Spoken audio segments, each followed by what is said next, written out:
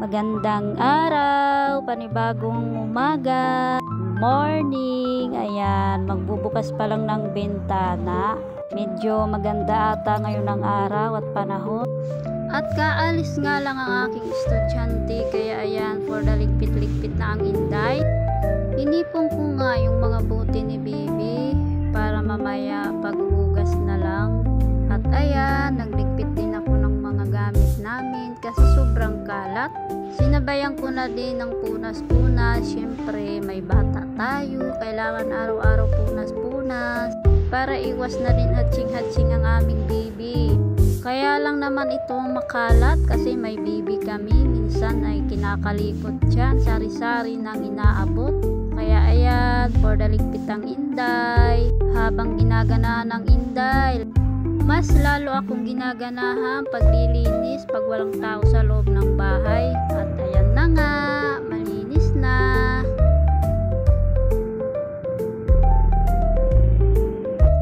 Dito ulit sa kabilang tray, papasok ko yung mga nasa labas na gamit. Ayan, inaayos ko yung mga shampoo na ganyan kasi sobrang kalat.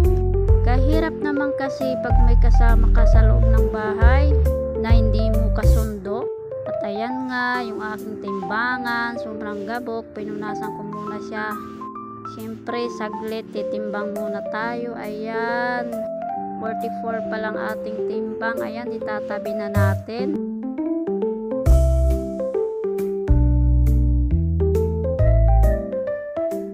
May bakanting topper, naubusan kasi si Bibi ng wipes, kaya ayan, pinunasan ko muna at may order nga akong wipes. At para pagdating ay ipapasok ko na lang. Ayan, pinasok ko yung mga nakalabas na gamit. At may bata nga tayo at nangaabot, kaya ang gulo-gulo.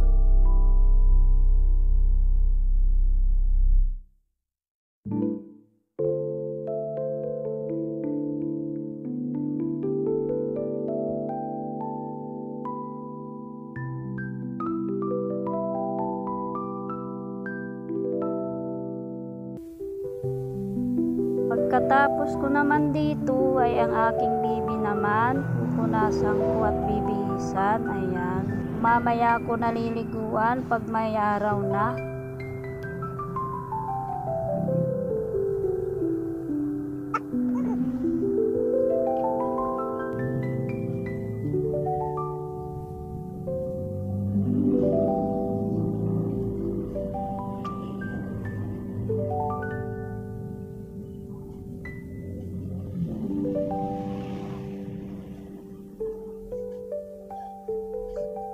Ayan, tapos na, naglalaro na siya.